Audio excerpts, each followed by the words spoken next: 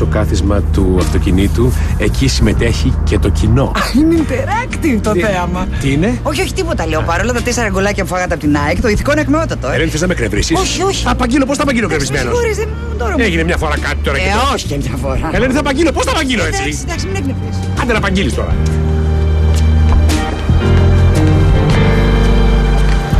Και ξαφνικά. Έτσι θα απαγγείλεις. Μα εκνευρίστηκα. Λοιπόν, και ξαφνικά, σαν μαγικά, άλλαξε η ζωή μου ριζικά. Τόσο γλυκά και μυστικά γίναν όλα συναρπαστικά. Και τι ζητάω? Τι ζητάς? Μ' αρέσει να συμμετέχει το κοινό. Να αγγίζω το κορμί σου. Μόνο να αγγίζω το κορμί σου. Διονύση! Διονύση, που είσαι? Διονύση! Πού να μου μαλάκας, εδώ κρεμοτσακίστηκα. Παναγία μου, πάω να τηλεφωνήσω για βοήθεια.